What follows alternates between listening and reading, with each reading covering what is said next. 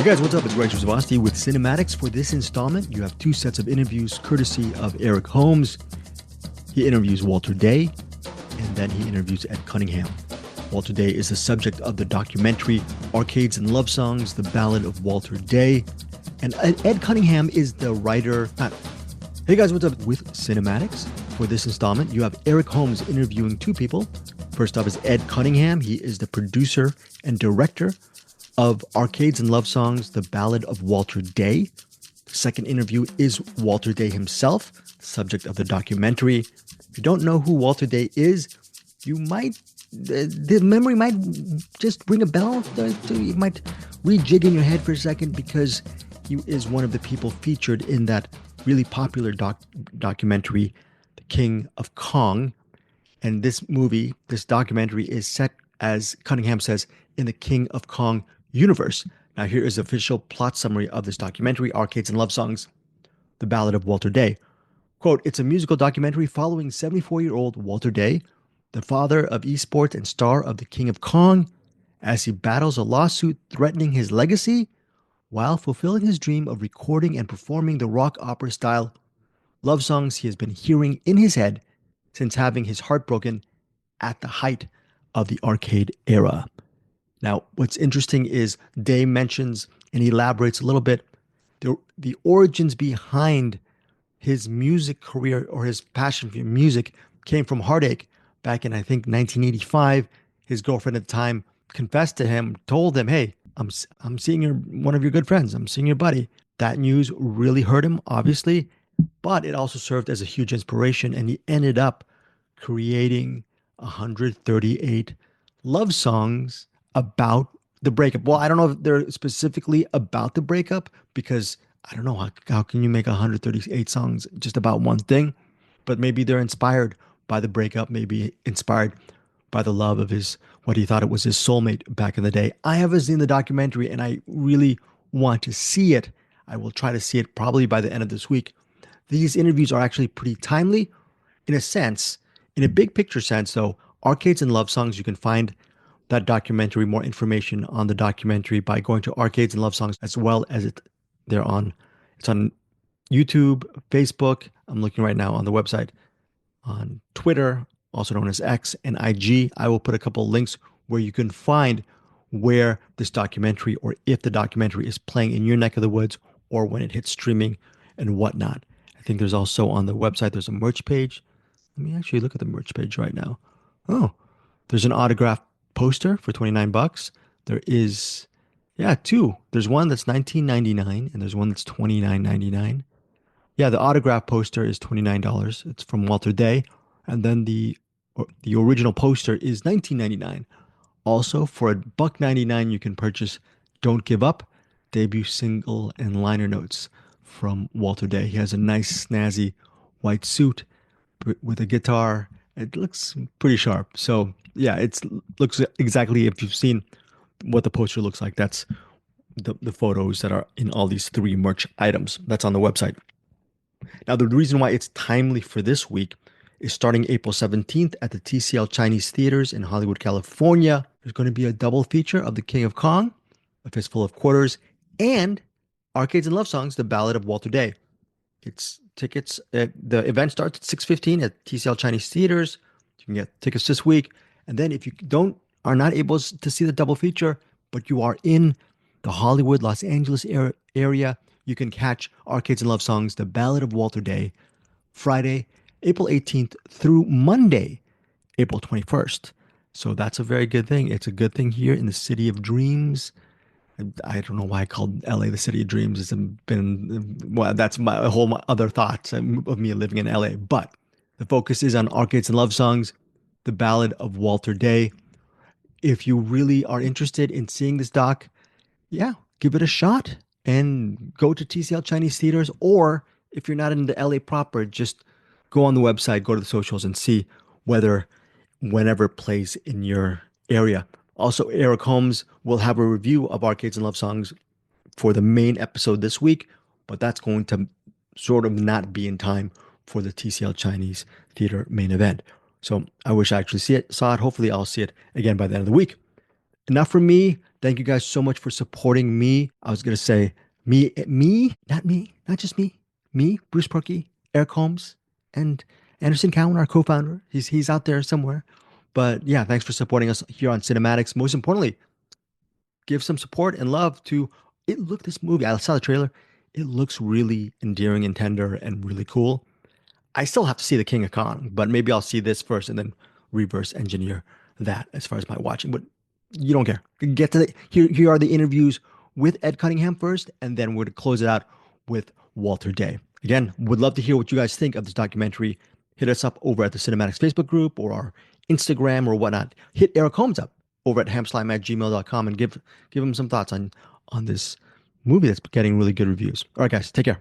Yeah, I'm here with Walter Day, the star of Arcades and Love Songs, The Ballad of Walter Day. What's it like having a ballad done after you? Well, it's almost unbelievable. It's surrealistic, also very vulnerable because you think, God, are people going to love me? Are people going to hate me? Are people going to enjoy the story? Are people going to see the validity of the voyage that I went through? Because it was it's like my life's voyage. Yeah, well, I'd say come off really well in this, and King of Kong for that matter. Just come across as a sweet, earnest person, and I gotta say your music's very catchy. But what was it like? I mean, it goes through this in the documentary, but what was your experience kind of putting the band together, getting the music together? Well, it's a process across many decades. As the movie shows, in 1985, I had a glamorous girlfriend who one night said, Walter, I secretly have been seeing a friend of yours, and I wanted to be free because I'm falling in love with him. Anyway, I was heartbroken. And about a week or two into the heartbreak, I began to hear music that I was channeling, almost like I was listening to a radio station, hearing music, but it was original new songs with lyrics and melodies and harmonics and harmonies and hooks and stuff like that. And I was completely emotionally involved with the music. It's like the music was playing my emotions, or the emotions were playing my music. So it was a very physiological, emotional thing. And I got excited and I started writing the songs down. I started singing them on tape recorders. And I vowed that even though I wasn't a singer and never had any expectations or any illusions about singing, I vowed that someday I would get up on the stage and I would sing those songs, and the rest of the world would hear how beautiful this music was I was hearing. And that desire became my main overriding desire for decades. And 20 years after that, The King of Kong happened. And I talked to the producer of The King of Kong about how I wanted to retire from video games and I wanted to do this music. And this was the biggest goal of my life. And they were intrigued by that. And they recorded me singing some of my songs in The King of Kong. And after the movie was over, they said that they had thought that of all the people in The King of Kong, my story was the most interesting story amongst all the people in the movie. 20 years after The King of Kong, I was at an event in Pomona, California, and someone came out of a crowd named David Reichelt, who was the creator of a very popular, very successful online game called our mobile game called Color Switch, and he said, "Well, tell us about whatever happened with that music," because he had followed the King of Kong closely. And I said, "Well, I still have the desire to do it, but it just never was able to pull it off." And he decided that he would use his wealth on the spot as a gift to me with no strings attached to actually produce the music and make an album for me. So he put up the money for it, put me in a studio, and I started recording the music. Suddenly, the producers from 20 years earlier for The King of Kong heard that I was actually finally making my album, and they thought, oh my God, what a wonderful story this is. The story of a man at the age of in the 70s who just never gave up and proved that it's never too late. Do you still have music popping in your head? And are you still writing new music or The phenomena ended at 138 songs, and the whole connection, whatever that channel was, just stopped. But I still hear the music playing note for note, and I push a button and the song will play itself out note for note. It's almost like it was written by a higher force or something. Oh, that's so. Does that mean we gotta hurt you to get more great music coming out of you? I have Which sounds really bad. I don't want to do I that, but the have music's so good. absolute plans. I have absolute plans for more albums. I want to do at least a couple more albums, get at least 30 or 40 of the songs done. Yeah.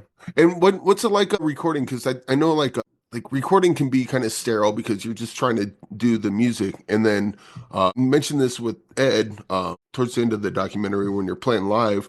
There's being in front of your friends and in front of the crowd. There's kind of an emotional beat you hit that I don't think that you or anyone else could hit in the studio. It kind of that emotional beat comes out when you play live that I thought was really beautiful. But what's kind of your thought on that on recording versus playing live? Well, it's interesting playing live. For instance, I went up there with the fear that, oh, am I going to remember the lyrics? Because because I had been practicing the song, singing each song 8 times in a row, all three of the songs that I sang 8 times in a row every day for weeks before I got up on the stage, because I was so not confident that under the psychological emotional stress of suddenly having a whole room of people look at me while I'm up on the stage, I felt so vulnerable, so naked that am I going to remember the words? But fortunately, I remembered all the words perfectly and it all worked out fine. I didn't space out. But it was real interesting because there was a lot of energy. And I think I said right before I got up on the stage, well, I said that I was bragging that I'm not nervous. This is all cakewalk. It's easy. But when I got up there and looked at everybody and they looked at me, I began to tremble a little bit. And I said, oh, I'm nervous now because because I was completely out of my comfort zone. I was in a completely alien space that I was about to sing in front of many people I knew and also many strangers. And it was completely an alien, brand new experience. But that's I think one of the beautiful features of the movie is that you never give up. It's never too late. You can do it. And you just pursue your heart's desire. And somehow it's possible. If you never give up, you can make it happen. Yeah. And what were your thoughts on King of Kong in this in that because you'll see a documentary and sometimes documentaries tell a story that might be slightly different than what's actually going on. What's it, you've been part of both of them. What's your thoughts on how they represent the truth of what you've actually experienced? The interesting thing about this movie was that when I saw an earlier version of the movie, it wasn't it was far less in its it just wasn't. I thought it wasn't that good of a movie. I didn't believe that we'd be here.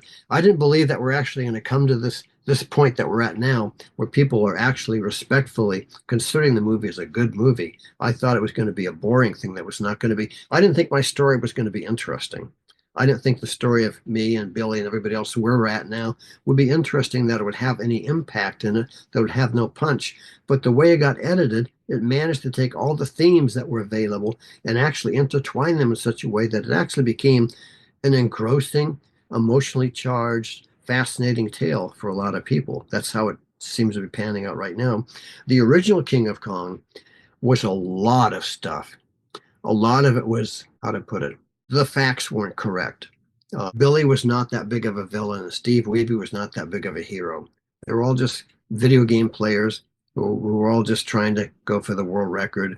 And so essentially, The King of Kong became a work of art as opposed to just a documentary. And then you said you retired from video games to focus on music.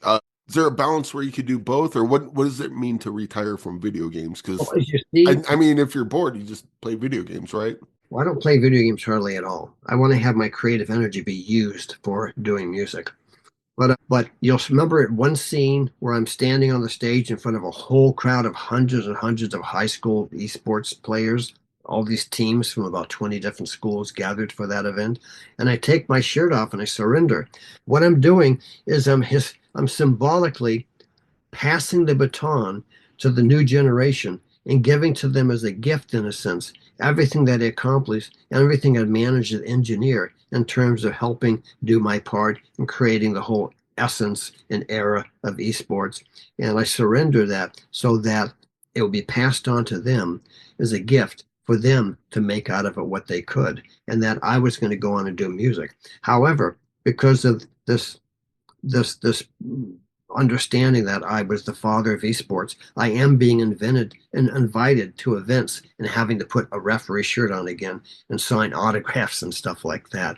So it's a mixed bag of tricks right now, where the referee shirt has still resurfaced, even though I, as an organizer of esports, is no longer an activity I do. So you've done the video games, you've done music. Is there anything else inside of you that it might come out and surprise us all in the future? Like, oh, maybe you got a movie you want to come out, or make a sculpture, or like any sort of artistic endeavor that you kind of want to release? Well, I'm trying to make the music better and better. I think I mentioned in other interviews that in my town of 10,000 people, 4,000 in Fairfield, Iowa, 4,000 have practiced transcendental meditation. And I found out when you meditate, you sit down for 20 minutes in the morning and then you do it again 20 minutes in the evening, and it actually affects your creativity. It unfolds your creativity. And one of the things I do is I meditate regularly here in a big program in a golden dome in Fairfield, Iowa. And that's enhancing my ability to actually perform my music, sing my music, and actually bring the creative process, bring out the creative process on a fuller level. So that's one of the things I'm working on. Do meditation help develop the creativity and the creative intelligence that's behind every song that I'm trying to bring to life. All right. And I guess we'll leave with that. Well, first of all, you got a LA premiere, the TCL Chinese Theater on April 17th, which, as we're recording, I believe is this Thursday. This Thursday. And I guess to get a recommendation from you, I don't know how much of a cinephile you are, but I'd like to get a movie recommendation from you of something you think is really good and not a lot of people talk about. And since you're into music, maybe someone, we all know Taylor Swift, obviously, but who's what's some other music that you really dig? Well, here's the thing. Here's the thing that's interesting about the Taylor Swift's involvement in the movie. It's when I'm on the stage singing, it's February 17th, 2023. Literally 1 month later to the day is when the Eras tour started.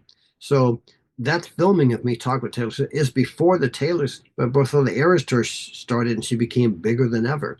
And before I got up on the stage and I started talking about her, I had only discovered her barely a month or so before I got up there, because I was looking around saying, I got to see what other people are doing. I want to see what other people's lyrics look like.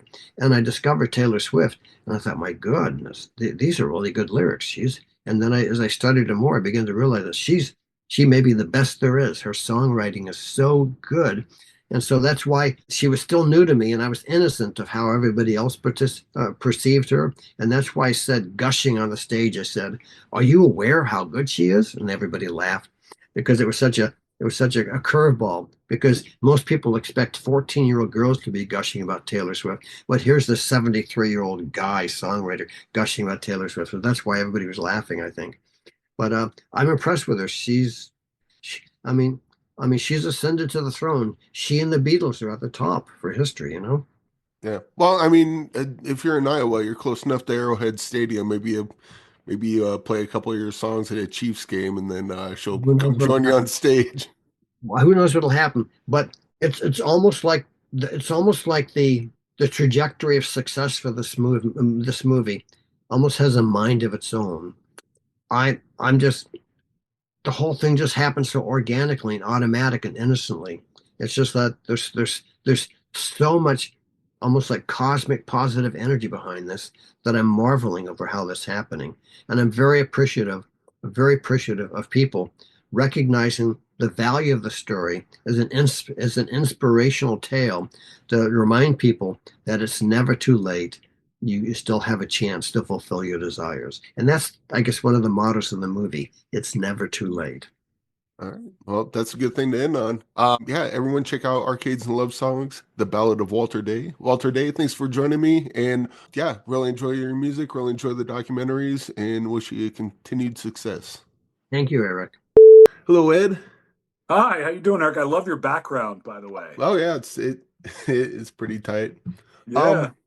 I guess we'll start off with I'm here with Ed Cunningham, director of Arcades and Love Songs, The Ballad of Walter Day, which is a follow-up to King of Kong. What started this project, and what's it like? Because King of Kong was such a such a huge hit, especially for a documentary. What was it like or what started this project, and what's it like kind of following that up? Because that's such a giant bar to clear. Yeah, and there was hesitation to actually do this project because King of Kong, it's one of those things you don't really want to mess with. You made it once, it's out in the world, people love it, it's got a fan base, but everything changed in 2018 when Billy Mitchell was accused of cheating. And then, all these lawsuits started flying around.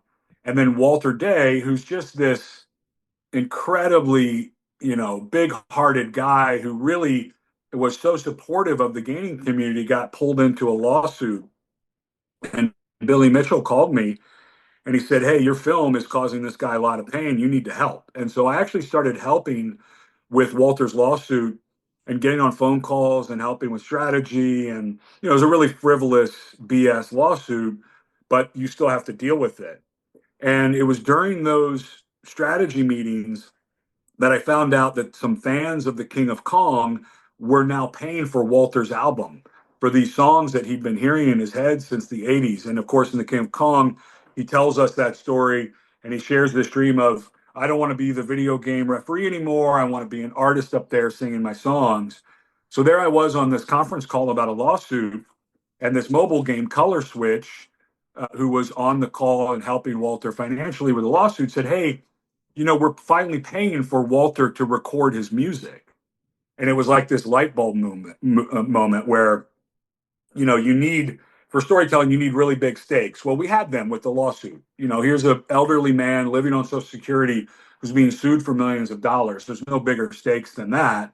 And he's finally going to sing these songs that I've been hearing for 20 years. We started filming with Walter 20 years ago this spring for the King of Kong. And right from the beginning, he had his guitar out and he's like, "Oh, this woman broke my heart. I hear 138 songs in my head. I want to." And so for me, it was this whole full circle where film came out in 2007, ups and downs for everybody, not all good. Billy gets accused of cheating. Walter gets sued. And then the full circle is, and now some fans of that original movie are paying for him to record his album. And so that's when I put together a group. I called everybody who was involved in King of Kong. They immediately said, "We don't want to do King of Kong 2. Nobody's interested in doing that story on our side." I said, "No, this is not King of Kong 2. This is part of the King of Kong cinematic universe, but this is Walter's story." And what was really cool is everyone who was hesitant about making a movie, as soon as I told them that it was about Walter and his music, they were all in. Everybody said, "Okay, yes, we can get behind that," because everybody loves him, wants to support him. And so it's kind of a long journey to get to making this film.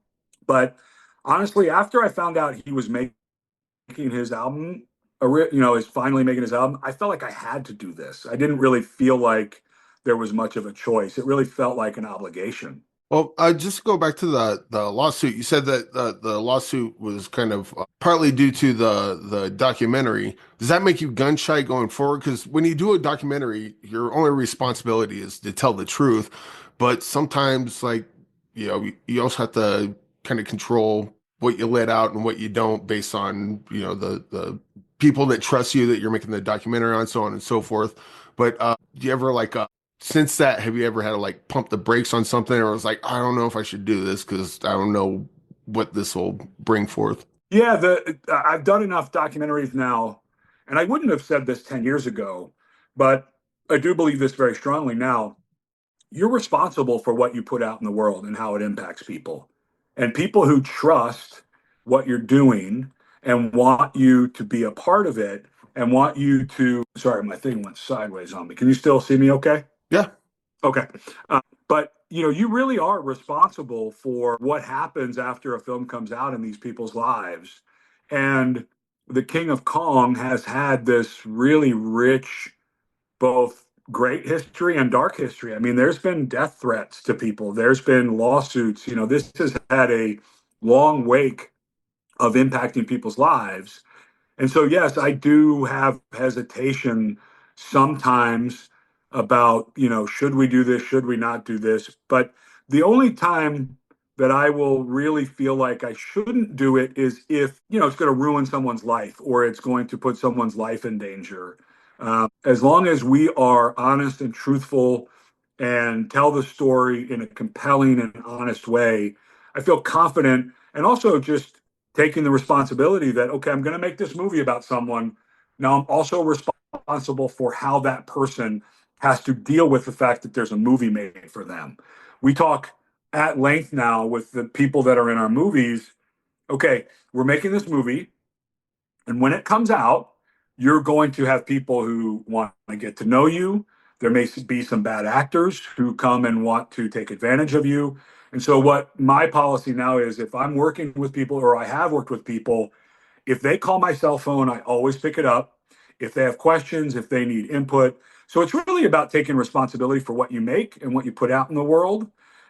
And before you go to do that, having very direct and honest conversations with people that, hey, here's what can happen, here's what typically happens, and it will change your life. Having a movie made that you're in or a big part of, it's going to change your life. And so you have to choose if you're okay with that. And luckily for me, because of my history, I can just show them our other films and say, hey, go watch this movie and you'll get an idea of how we handle people's stories. And fortunately, we've done a good job of it. We've always been very empathetic and compassionate for people when we're telling their stories. And so any hesitation, once they see one of our movies, they almost always say yes. Yeah. And so when you're doing a documentary, because obviously King of Kong turned out great, Arcades and Love Songs turned out great, but what's your process going into a documentary? Because you're not really writing a script. You don't know how it's going to end all the time, and you're just kind of, I think we got something here. Let's follow it and see what happens. Have you ever had a situation where like you started a documentary, it's like there's just nothing here. We got to bail or Yeah, well, yes, but that one came back to life like 4 years after we walked away. The story re-engaged. So we ended up, it was a film called Finders Keepers about a lawsuit over an amputated leg, ownership of that leg. Uh, so that one, died and went away, but then the story sort of re-engaged. We ended up finishing it, and I'm very proud of that movie. This one was a little different though, because the lawsuit was already going, right? So I knew I had some sort of juicy, some drama to deal with in that. But really, Walter's music and him already being in the studio and it being paid for by fans of the King of Kong, there was already a story evolving that this was different than any project I've ever done, where almost every project we've done, we don't know what the outcome's going to be. We don't know where it's going to go. With this one, I knew Walter was going to eventually get up on stage and sing his songs. So I knew that we had an ending coming. Now, where that almost went sideways was when he walked out on stage and had never performed publicly in front of 100 people and completely froze.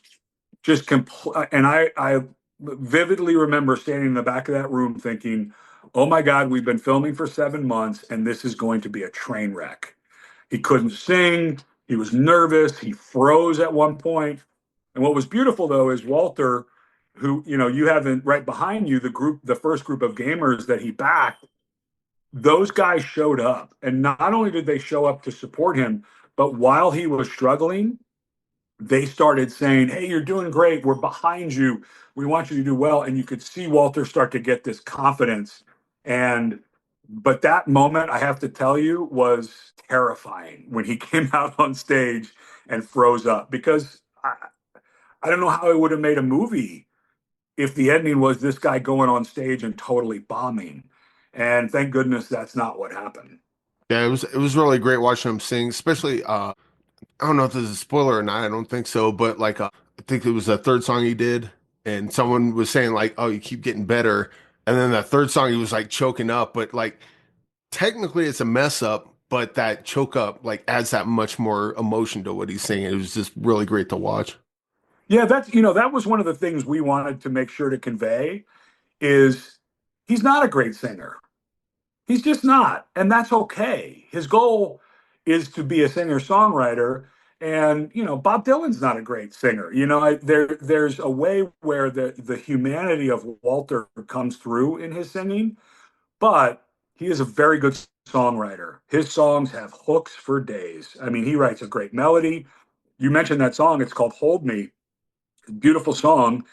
And because he played it as an encore and because it's so memorable, the audience was singing the chorus along with him. And it was only the second time they'd ever heard the song. They'd heard it 10 minutes before, they're hearing it again, and then they're singing along. And so what we wanted to show was, sort of warts and all. He started out a little rough. He got that confidence. You nailed it on the head. I think it was Billy Mitchell who says, like, you struggle on the first one, the second one's better. We think the third one's going to be great. And it was. It wasn't that he all of a sudden became Celine Dion and could belt out a tune. It just gave him confidence. It gave him comfort. He got into his groove.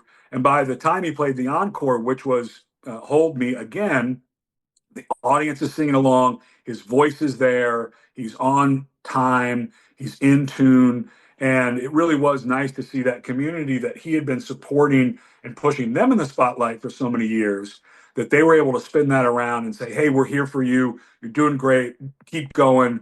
And he really got that support and that love from his community, both the gaming community and also his community in Fairfield, Iowa, where he's from. They really rallied around him and helped him really pull back from what was going to be a disastrous performance into what became a beautiful night for him. So has Taylor Swift seen this documentary? No, she hasn't. I mean, we have our fingers crossed. That was one of those moments in filming. There's 4 or 5 moments while we were filming with Walter that just really surprising things happened. And one of them was, it was the day before his big show. And I said, hey, we got to come over and film you practicing, sort of your Rocky montage.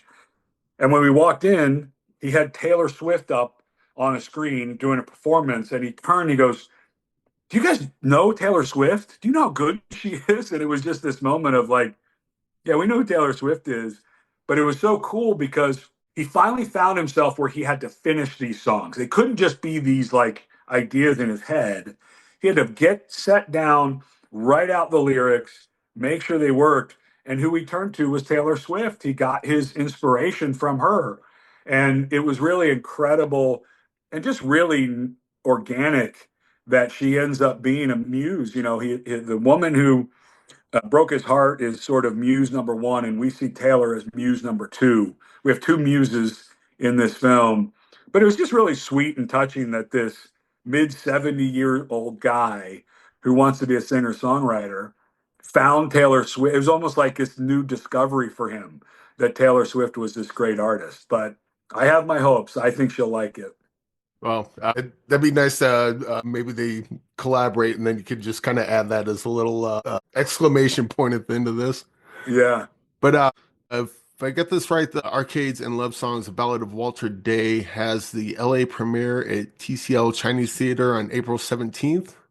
Yeah, we're going to do a double bill with The King of Kong on the 17th, and then it plays the 18th through the 21st at TCL. And you can go to Arcades and Love Songs, and that's where you can get the tickets. And also that's where we'll update when new theaters come on as well. All right. And is Walter Day going to be there? Maybe play a song or two? Well, he will be there. Billy Mitchell, Walter, Steve Sanders, a bunch of people from the film will be there. So it'll be a good night for everyone. We haven't figured out really, we're actually working on a record contract for him right now. We have a record label that wants music out. So that'll be the next big step. And right now we're just supporting the film. We found it kind of hard to put together musical performances because you're in a theater, everybody wants to do a Q&A. So we haven't set up a performance for him yet, but we're hopeful that we'll have a record label putting out his music in May. All right. And we'll just leave it with this. I want to get a movie recommendation from you, a movie that you like, or maybe that's personal to you that not a lot of people talk about that you think more people should see. One, it's a movie that stuck with me because we watched it while we were editing King of Kong. It's called Pumping Iron, which is Arnold Schwarzenegger when he was a bodybuilder going against Lou Ferrigno, who became the Hulk on TV. But that's one of the best documentaries I've ever seen. It's so brilliantly made. It's so brilliantly told. It's a very modern film for when it was shot. Documentaries back then could be really pedantic and sort of slow. And the filmmakers just did an incredible job of doing a really nice narrative structure. And if you're a King of Kong fan, go watch Pumping Iron. and you're going to see how much of an influence that had on how we edited King of Kong. All right. Well, Ed, thanks for joining me. And yeah, it was a really cool documentary, really sweet, touching, and I hope it does as well as King of Kong, maybe even better. We'll see Thanks, what Eric. happens. I appreciate it.